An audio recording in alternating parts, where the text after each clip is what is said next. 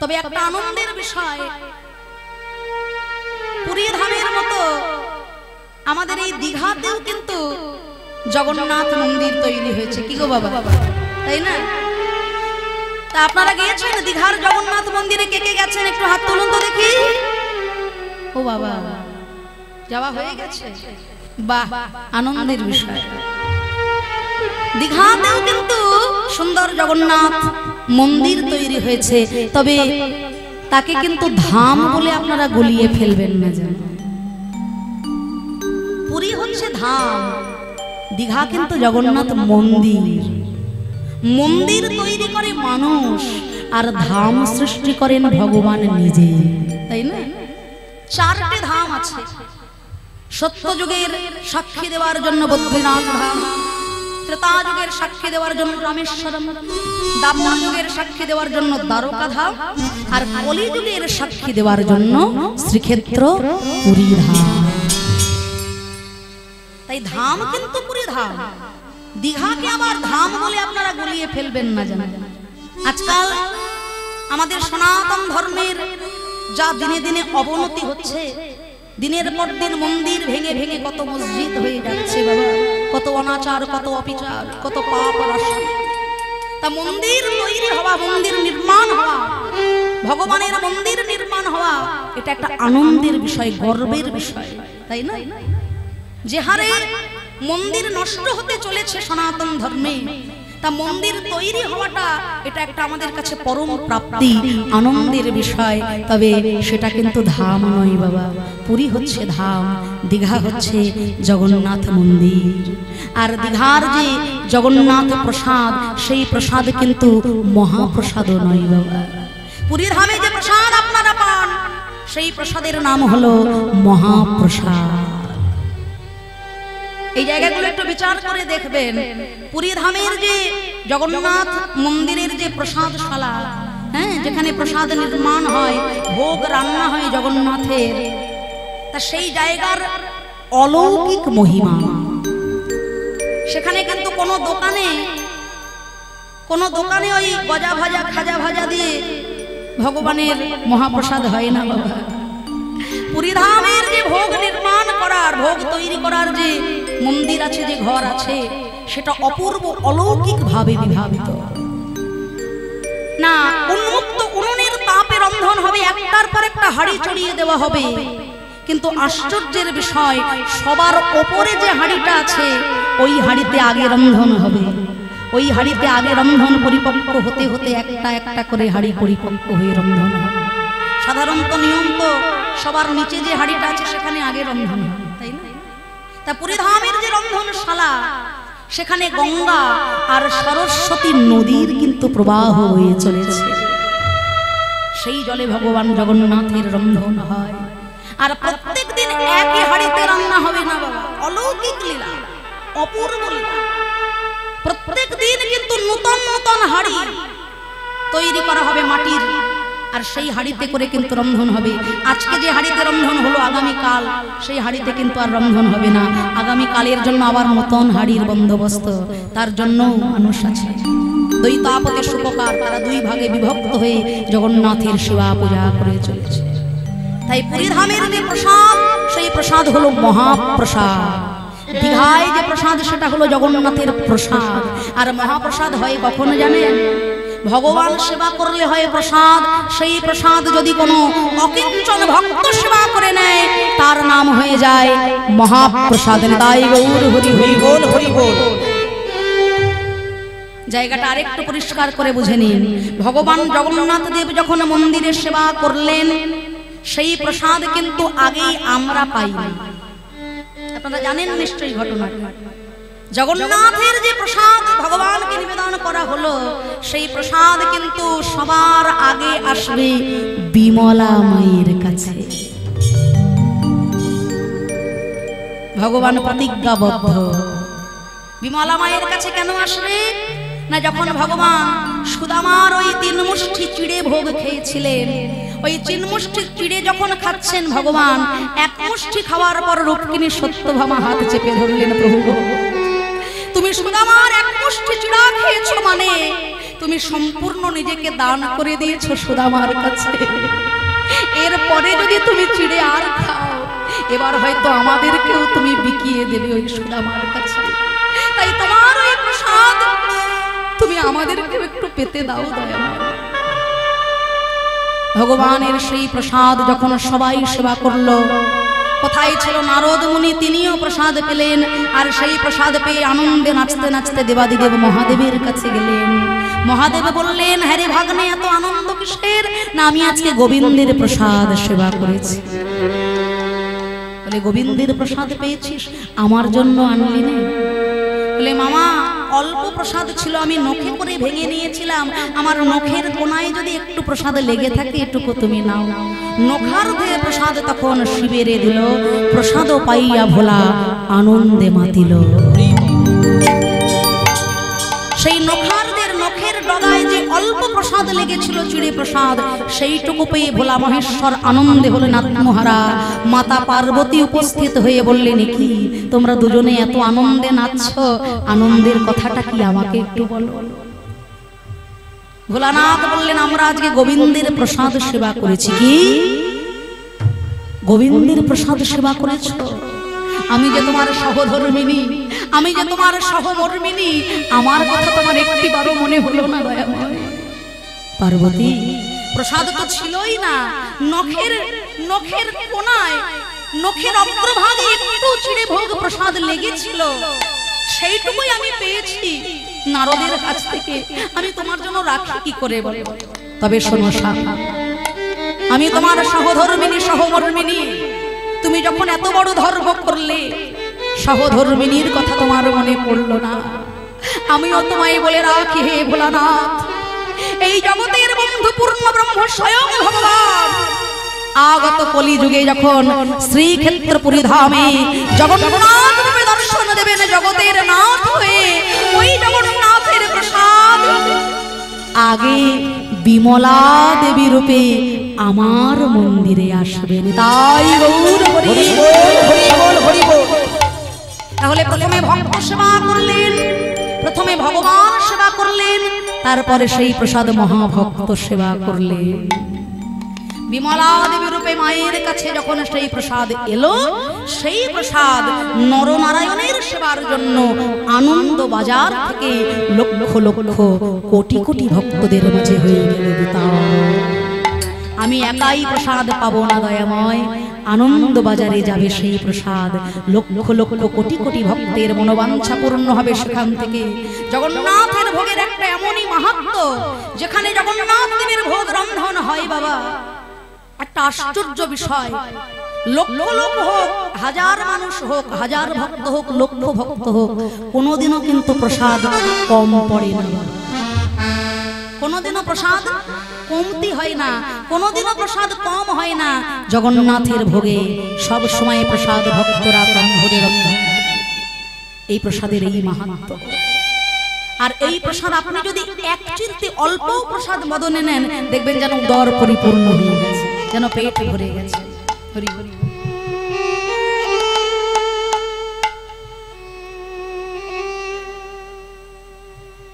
জগন্নাথের মহাপ্রসাদের এমনই মাহাত্ম্য, এমনই গুণ। একটা ছোট্ট হাড়ি, ওই হাড়িটা দেখে আপনি হয়তো ভাববেন যে এইটুকু প্রসাদ, এইটুকু প্রসাদ আমরা এতজন মিলে খাবো, আমাদের তো পেট ভরবে না। এটা আমাদেরও হয়েছিল একবার, সেই জন্য বলছি। আমি একবার দলবল সঙ্গে নিয়ে, আমার পরিবার সঙ্গে নিয়ে পুরী ধামে গেছি।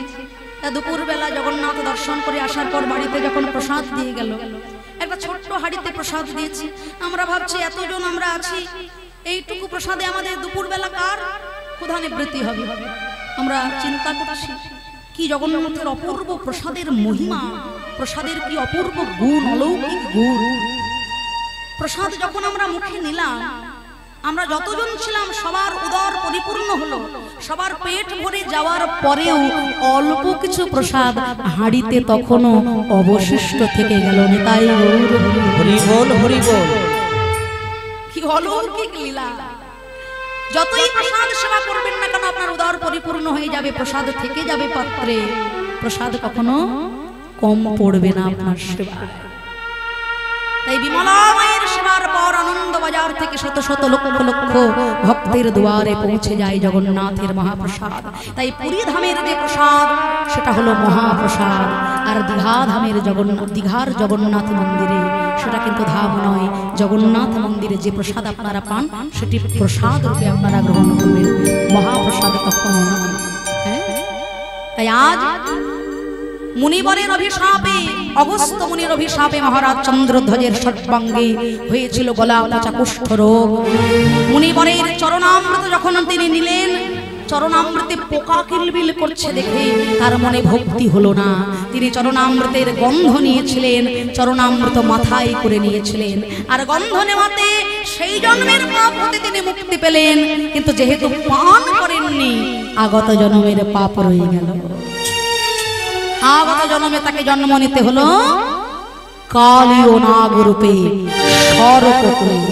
আর সেই কালীয় নাগ অহংকার চূর্ণ করবেন বলে ভগবান শ্রী গোবিন্দ আমার ওই অক্ষয় কদম গাছের উপরে দাঁড়িয়েছে। হেরি যদ নন্দন দুষ্ট দর্প বিনাশন, হেরি যদ নন্দন দুষ্ট দর্প বিনাশন, যদ নন্দন দুষ্ট সর্প বিনাশন। উঠিলেন কদমের ডালে, উঠিলেন কদমের ডালে, তাহার উপরে চলি ঘনমাল ষাট মারি, তাহার উপরে চলি ঘনমালে ষাট মারি। ঝাঁপ দিলা কালি দক্ষ জলে, ঝাঁপ দিলা কালি দগের জলে, ও ঝাঁপ দিলা কালি দক্ষ জলে, ঝাঁপ দিলা কালি দহ জলে। ঘন বিস্তার করিয়া তখন কালিয় আইল, কালিও আইল, রায় বসন্ত ডরে কাঁপিতে লাগিল। কাঁপিতে লাগিল।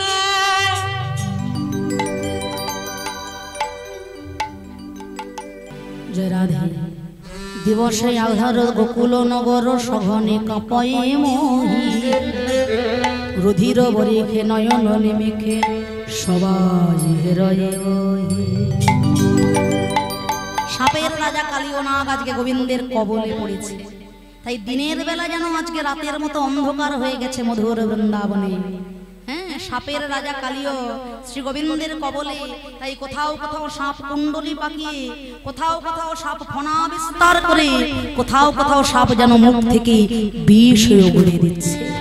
দিনের বেলা যেন আজকে বৃষ্টি হচ্ছে বৃন্দাবনে, শুধু বৃষ্টি নয়, রক্তের বৃষ্টি হচ্ছে বৃন্দাবনে।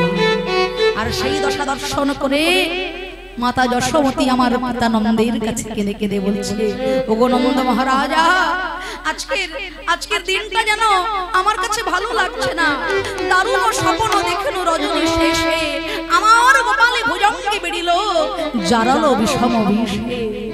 আমার গোপালের অমঙ্গল হবে আমি স্বপ্নে দেখেছি। চলো আমরা সবাই মিলে ওই কালিন্দীর তীরে যাই। সুদাম সুদাম দাম বসুদাম মায়ের কাছে সংবাদ দিলেন যে কালিন্দীর জলে গোপাল পড়ে গেছে, এখনো ওঠে নাই।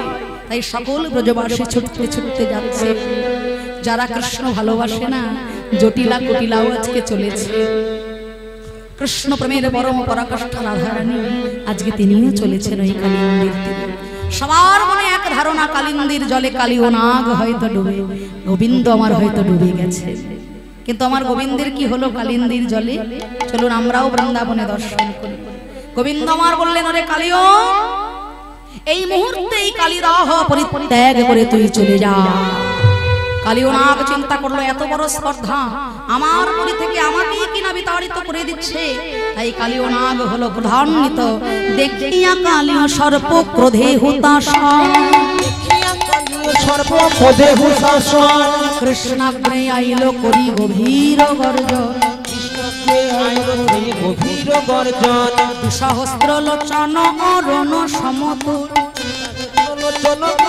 সমতুল, ক্রোধেতে ফুলায় অঙ্গ শরীর বিপুল, ক্রোধেতে ফুলায় অঙ্গ শরীর বিপুল। কালীয় নাগের ক্রোধ বৃদ্ধি হলো। কালীয় নাগ চিন্তা করলো, আমার এই ফনা দিয়ে দংশন করবো এই ছোট্ট শিশুকে। এই বলে কালীয় নাগ তার সহস্র ফনা দিয়ে আমার গোবিন্দকে দংশন করেছে। কেমন?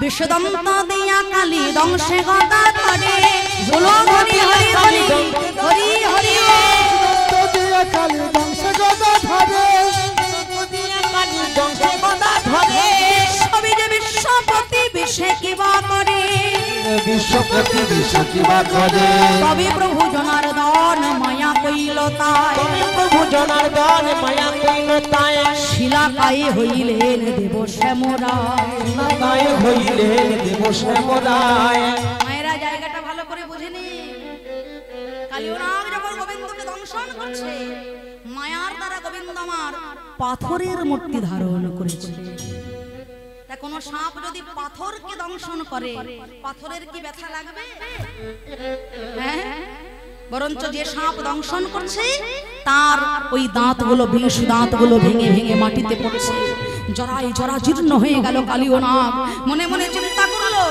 বিষ দাঁত দিয়ে আমি তোকে জব্দ করতে পারলাম না এবার আমার সমস্ত শক্তি দিয়ে আমি তোকে পিষে ফেলবো এই বলে কালিয়নাগ যখন তার সমস্ত শরীর দিয়ে আমার গোবিন্দকে আষ্টে পৃষ্ঠে জড়িয়ে ধরেছে সেখানেও গোবিন্দ করলেন ছলনা বাম পদ দিয়ে কালিয়নাগের উচ্চ চেপে ধরেছেন আর বাম হস্তে কালিয়নাগের ফণাগুলি চেপে ধরেছেন আর ক্রমশ পাভরয় অঙ্গ ফুলিতে লাগিল হরি হরি ফুলিতে লাগিল সপ সপ অঙ্গ ফুলিতে লাগিল অঙ্গ ফুলিতে লাগিল ওই বিষম সংকটে তখন কালিও পড়িল বিষম সংকটে তখন কালিও পড়িল মৃত পায় হইল নাগ জর জর শরীরে পায় হইল গন্ধরে শরীরে ডুবিল শ্রীকৃষ্ণ অঙ্গ সর্পের রোধে ডুবিল শ্রীকৃষ্ণ অঙ্গ সর্পের রোধে কালিয়নাগের সর্বাঙ্গ পেটে পেটে রক্ত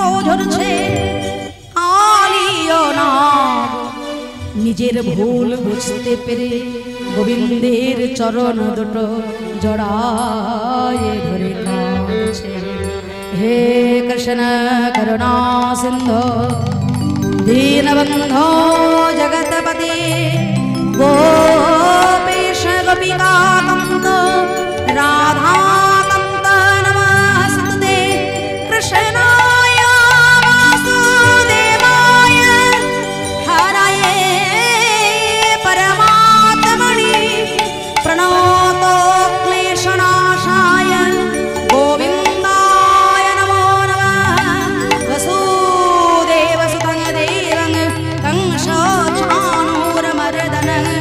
देवकी परमानन्दं कृष्णं वन्दे जगद्गुरुम्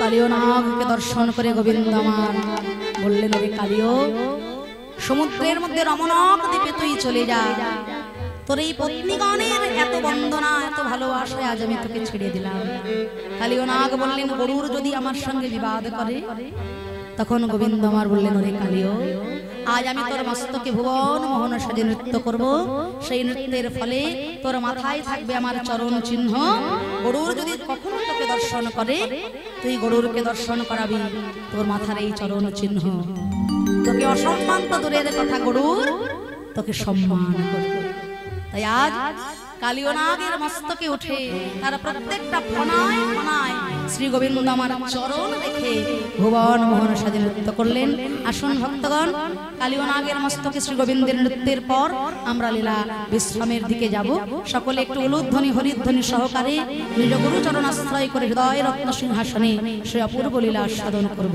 তাই গৌর প্রেমানন্দে হরি হরি বল হরি বল নাচে তথই নাচে নন্দ দুলা রঙা চরণে বাজে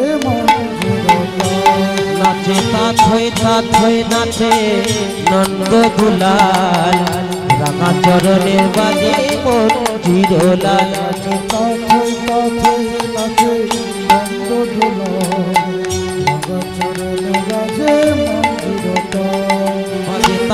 তাথই নাচে নন্দ দুলাল রাঙা চরণে বাজে মোর চিরতাল মুরারি হয়ে শিরাধারে বামে শ্রীভঙ্গ মুরারি হয়ে শিরাধারে বামে রয়ে ভঙ্গ মুরারি হয়ে শিরাধারে বামে ও ত্রিভঙ্গ মুরারি হয়ে শিরাধারে বামে রয়ে বৃন্দাবনে নৃত্য করে বোঝের গোপাল নাচে তাথই থই নাচে তাথই তাথই নাচে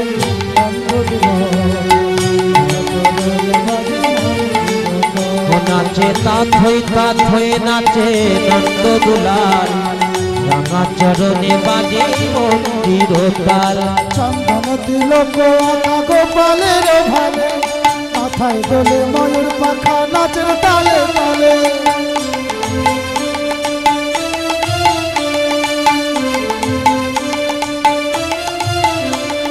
চন্দন তিলক আঁকা গোপালের ভালে মাথায় দোলে ময়ূর পাখা নাচের তালে তালে মধুর হাসি মুখে লয়ে মধুর হাসি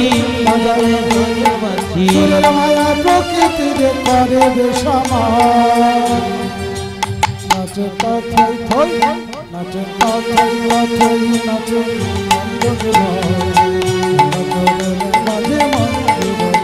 নাচে তাথই তাথই নাচে নন্দ দুলাল রাঙা চরণে বাজে মঞ্জুর তাল তাথই তাথই নাচে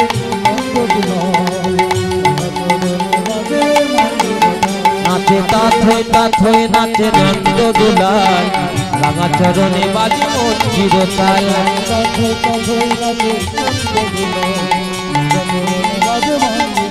নাচে তাথই তাথই নাচে নন্দ দুলাল রাঙা চরণে বাজে মঞ্জুর তাল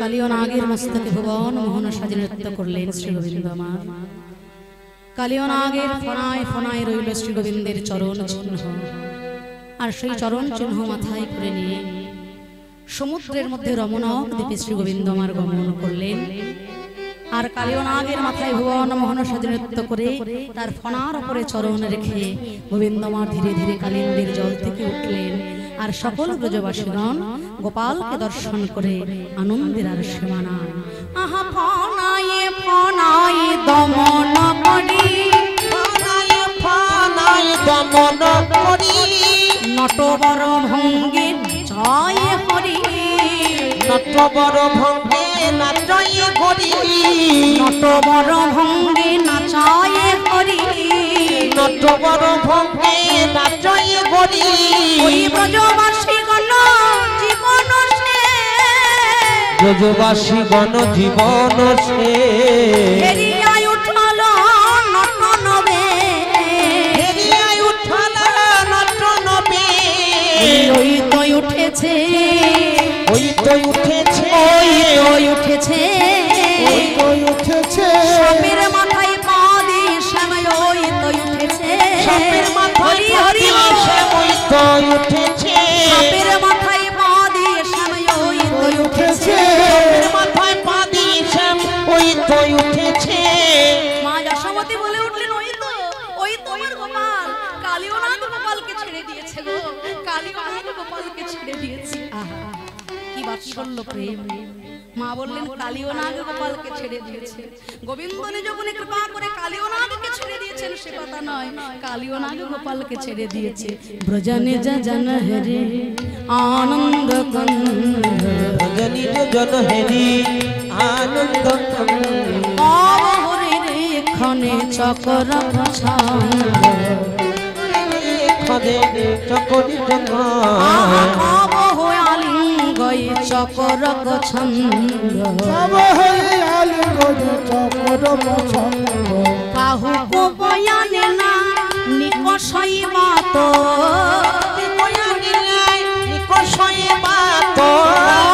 সর শিখিয়ে মা জয় গাত শিখিয়ে মা জয়ী গান বুলাই দে আহা বুলাইয়ে দেয় অঙ্গেতে হাত বুলাইয়ে আহা অঙ্গেতে হাত বুলাইয়ে দেয় কালিও দমন হয়েছে জেনে অঙ্গেতে হাত বুলাইয়ে দেয় কালিও দমন হইতে বলে অঙ্গেতে হাত বুলাইয়ে দেয় গোবিন্দের অঙ্গে হাত বুলিয়ে দিচ্ছেন সকলে আমার গোবিন্দ চিন্তা করছে না এই তো ব্রজপ্রেম এই ব্রজপ্রেম পাওয়ার জন্যই তো ওই কালিয়নাগকে দমন করতে এসেছিলাম আমি জৈসন জাপ করহ সম্হাস যেখানে যাব করহি সম্ভাব কবহু আলিঙ্গয়ে গদ গদ ভাস কবহু আলিঙ্গনে গদ গদ ভাস জৈসন জাপ করহ সম্হাস মানে যার সঙ্গে যেমন কথা বলা উচিত গোবিন্দ আমার তার সঙ্গে তেমন কথা বলছেন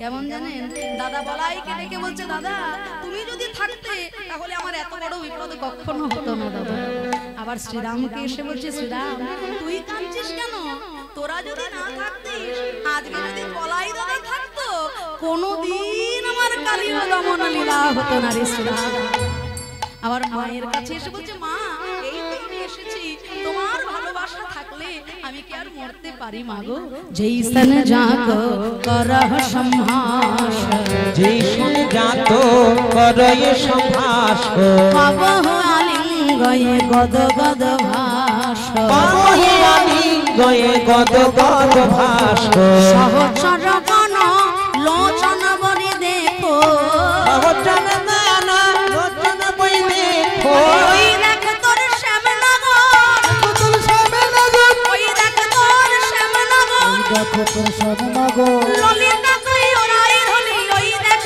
তোর শ্যামনগর ললিতা কগেলাই ধরি ওই নাকি তোর শ্যামনগর সহচর গণ লোচন ভরি দেখো সহচর গান লোচন দেখো রস রস কিয়ে মা জয় গাত মানস রস দিয়ে মাঝে গাও দাস আদিত্য টিলার উপরে গোবিন্দকে শুইয়ে সকলে গোবিন্দের অঙ্গে অভিষেক করে দিচ্ছে অভিষেক করে দিচ্ছেন ওই অঙ্গের বিষ ঢাড়ার জন্য সুবাসিত যমুনার জলে অভিষেক করে দিচ্ছেন আর সেই সুযোগে সকলের মাঝখান থেকে রাধারানীর দিকে গোবিন্দের নয়ন গেল আর যেই না রাধারানীর দিকে নয়ন গেল যেহেতু সঙ্গে রয়েছেন বড়রা পিতা রয়েছে মাতা রয়েছে সখা রয়েছে তাই সাক্ষাৎ রূপে মিলন হলো না নয়নে নয়নে দোহার মিলন পাইল নয়নে নয়নে দোহার মিলন পাইল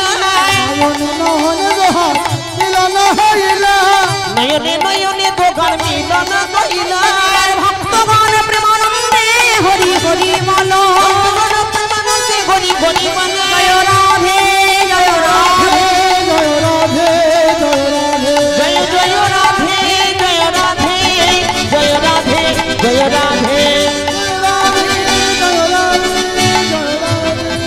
জয় রাধে मीठे रस से भरी और राधा रानी लागे रे महारानी लागे मन खारो खारो यमुना जीरो पानी लागे ও মিঠি রস সে ভরিয়া রে রাধা রানী লাগে রে রাধা রানী লাগে মন খারো খারো যমুনা জি কো পানি লাগে यमुना मैया गोरी गोरी राधा गोरी गो ও যমুনা মাইয়া গরি গরি রাধা গরি গরি यमुना मैया गोरी गोरी রাধা গরি গো ও যমুনা মাইয়া কারি কারি রাধা গরি গরি वृंदावन में धूम मचावे बरसाने की छोरी ও বৃন্দাবন মে ধুম মচায়ে বর্ষণে কি ছড়ি भानु की दुलारे जिंदगानी लागे गुण गाने लागे मन खारो खारो यमुना झिरो पानी ও लागे মিঠি রস সে ভরিয়া রে রাধা রানী লাগে রে রাধা রানী লাগে মন খারো খারো যমুনা জি কো পানি লাগে